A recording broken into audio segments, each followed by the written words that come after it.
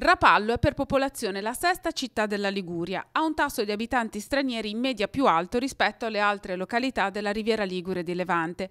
Non fa eccezione la scuola, e anche una scuola cattolica, l'Istituto San Benedetto, gestita dall'inizio del XIX secolo dalle suore benedettine della Provvidenza. Qui, in quinta elementare, c'è una classe di 19 alunni. Alcuni di loro sono stranieri, figli di immigrati, arrivati in Italia per cercare condizioni di vita migliori. Nasce dalla loro esperienza la mostra Cercando la felicità, ideata dalla maestra di questa classe, realizzata attraverso gite, ricerche e interviste dai bambini e presentata a genitori, nonni, studenti delle altre scuole cittadine e semplici curiosi per 10 giorni, a cavallo tra la fine del primo e l'inizio del secondo quadrimestre.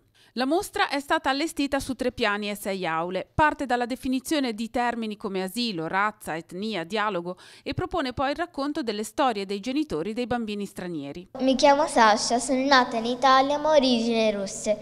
Mia mamma proviene dalla Russia, precisamente da Donbass, era stata la prima a partire alla volta dell'Italia.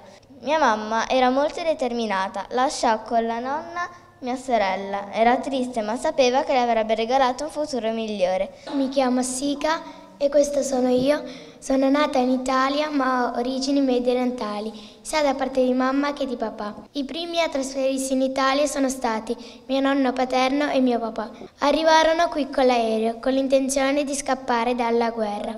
Furono accolti e col tempo anche la mia mamma riuscì a raggiungere l'Italia. Una volta riuniti decisero di rimanere qui, farmi nascere e vivere felice in questo paese. La mostra ha analizzato altri aspetti del fenomeno delle migrazioni. La storia degli italiani che ad inizio Novecento cercarono fortuna negli Stati Uniti, infatti ha colpito molto i bambini.